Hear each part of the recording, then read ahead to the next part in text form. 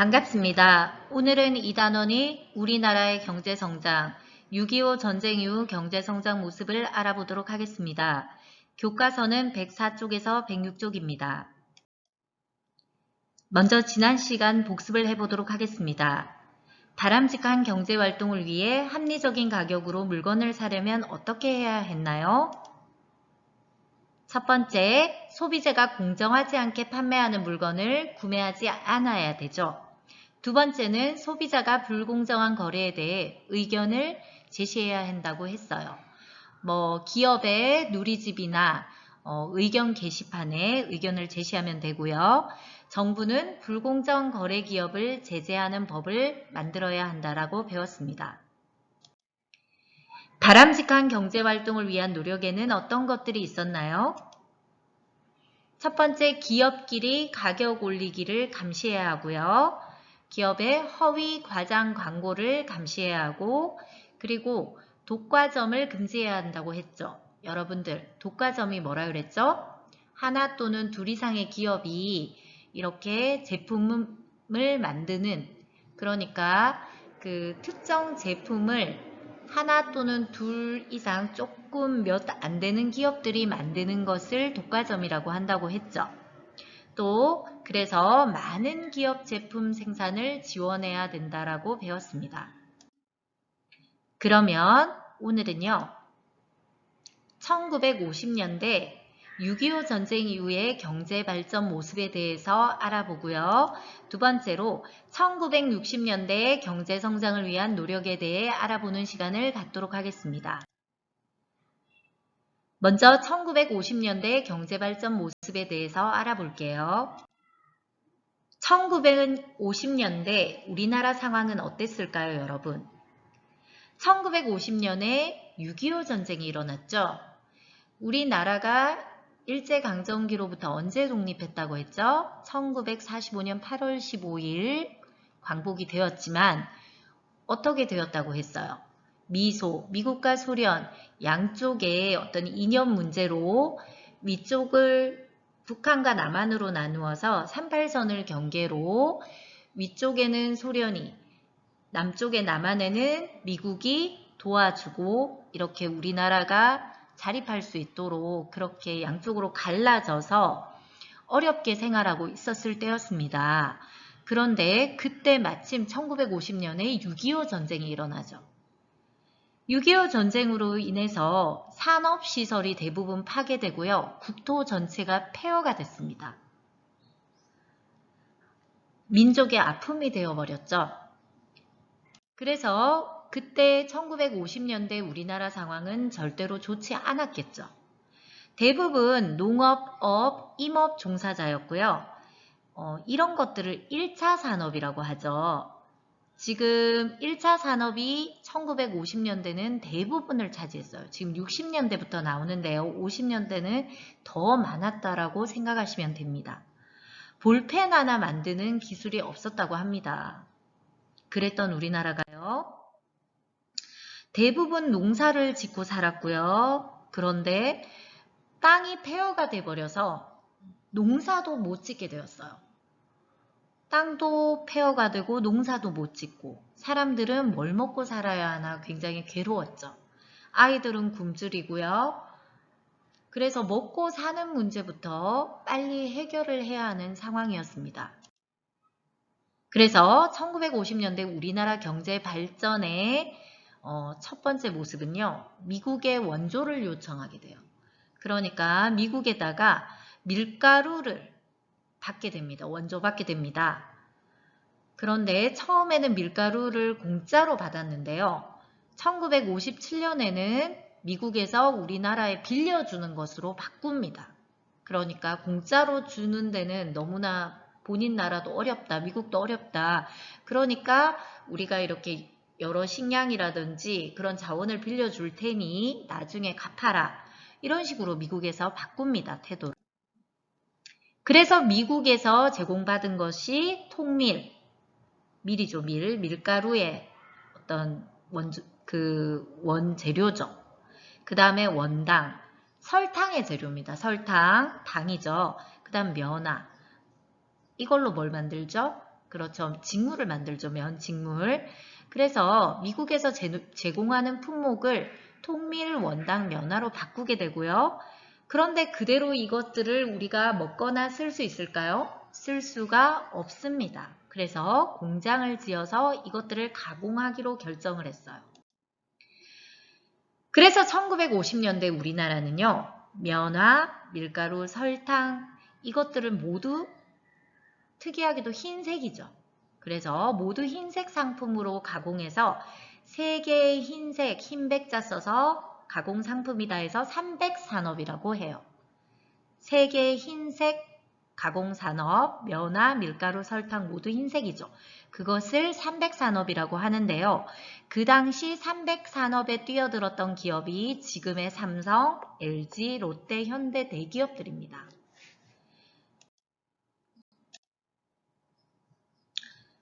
그래서 1950년대 미국의 원조로 물품을 가공하는 삼백산업 중심으로 발달하게 되고요. 이런 것들은요.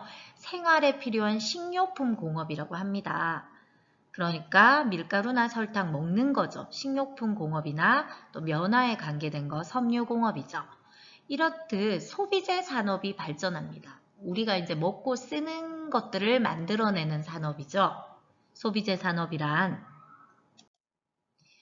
그렇다면 소비재 산업 중심으로 미국의 원조를 받아서 삼백산업이 발달했던 1950년대와 달리 1960년대 경제 성장을 위해서 어떤 노력을 했는지 지금부터 살펴볼게요. 1960년대 우리나라 상황은요. 5.16 군사정변으로 박정희 대통령이 집권하게 됩니다. 박정희 대통령은요, 지금부터 국가 주도로 경제 성장을 시키도록 하겠다라고 선언을 했어요. 그러니까 국가에서 적극적으로 주도해서 우리나라 경제 발전을 빨리 이룩하겠다라는 굳은 의지로 시작하신 거예요. 그래서 경제 발전을 위해서는 자본이 필요하죠, 여러분. 돈이 필요합니다. 해외에서 외화를 벌어와야 된다고 생각하셨어요. 그래서 1960년대 외화를 벌어들이기 위해서는 어떻게 해야 했을까요? 지금 독일 광산에서 광부로 갔죠. 이 파독 광부라고 하는데요.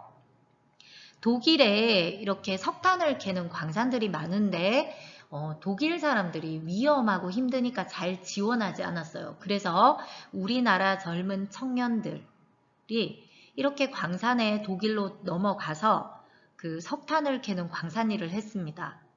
그래서 우린 막장에서 매일 목숨 건 전투를 했다라고 하죠. 땀에 젖은 팬티를 하루에 5번 이상 짜서 입어야 했고 장화는 땀으로 젖어 10번 이상 쏟아내야 했다라고 파독 광부를 실제로 하셨던 분이 쓴 책이에요.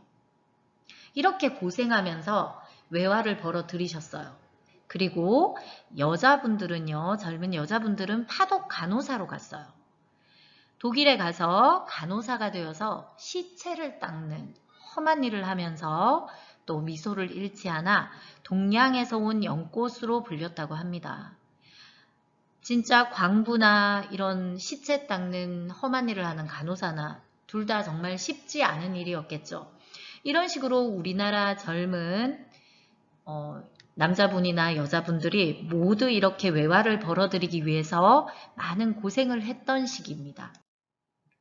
또 베트남 전쟁이 일어나던 시기였어요. 이때는. 그래서 우리나라 군인들이 베트남에 파병을 갔어요. 그래서 베트남에서 목숨을 걸고 전쟁을 치르면서 월급을 받아서 우리나라로 다시 보내게 됩니다. 지금 베트남 전투부대에 파병된 모습이죠. 그래서 많은 사람들이 목숨을 잃기도 하고 여기 외화를 벌어들이는 과정에서 많은 부상자가 나기도 했어요. 이렇게 고생해서 외화를 벌어들였고요. 박정희 대통령은 경제개발 5개년 계획을 수립합니다. 1962년부터 경제 발전을 목적으로 5년 단위로 추진되었던 국가 주도의 경제 계획이에요. 그래서 1962년부터 5년간 먼저 어떤 것들이 추진되었을까요? 1차로 경제개발 5개년 계획이 이루어졌는데요. 우리나라 도로, 그러니까 지금의 고속도로 같은 거죠. 그죠? 그 다음에 항만, 그 항구 시설을 말하죠. 그 다음에 전력, 전기시설, 정유, 석유 시설을 말하는 거예요. 그런 기본 시설에 주력했습니다. 이런 기본적인 어떤 시설이 세워져야 우리나라가 공장을 짓고 물건을 외국에 수출할 수도 있겠죠. 그래서 일단은 이런 것들 시설에 주력을 했고요. 2차로 그 다음부터는요. 2차 경제개발 5개년 계획을 수립하고요. 수출에 주력을 하기 시작했어요. 수출하는 기업의 세금을 줄여주고요. 기업이 여러 나라의 다양한 제품을 쉽게 수출하도록 지원했습니다. 1960년대 주요 수출품들을 선생님이 가져왔는데요. 정말 신기하죠. 합판도 수출했고요. 그 다음에 동해에서 잡은 오징어도 수출하고요. 머리카락으로 만든 가발도 수출했대요. 그리고 귀여운 다람쥐도 이게 유럽 사람들한테는 애완동물로서 굉장히 인기가 있었대요. 그래서 다람쥐도 수출하고요. 메리아스 그러니까 메리아스라고 하죠. 속옷 같은 것도 우리가 면화를 미국에서 받아서 이렇게 가공을 해서 섬유를 속옷을 수출하기도 했고, 그리고 골칫거리 쥐도 수출하기도 했답니다. 1960년대 경제 성장을 위한 노력 한번 살펴볼게요. 신발이나 가발, 앞에서 본 것처럼 합판, 또 종이도 수출했대요. 종이처럼 자본과 자원은 적게 들고요.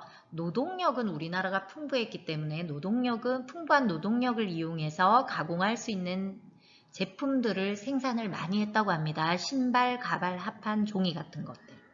이런 것들을요. 그리고 의류도요. 이런 것들을 무게가 가벼운 물건을 생산한다 해서 가벼울 경자를 써서 경공업이라고 합니다. 이런 경공업이 발달하게 돼요. 1960년대에 의류, 신발, 가발, 합판, 종이처럼 가벼운 물건을 생산하는 경공업이 발달했다라고 할 수 있어요. 그래서 1960년대 경제 성장을 위한 이런 노력으로 경공업의 발달로 연도별 수출액이요. 56년, 60년, 64년, 68년까지 했을 때 18배가 증가했답니다. 수출액이 18배가 증가할 정도로 우리나라는 급속도로 경제 발전을 이룩하게 되고요. 이렇듯 빨리 우리나라가 경제 발전을 해서 사람들이 먹고 사는데 어려움이 없도록 하기 위해서 많은 노력들을 했어요. 그러면 오늘의 과제는요.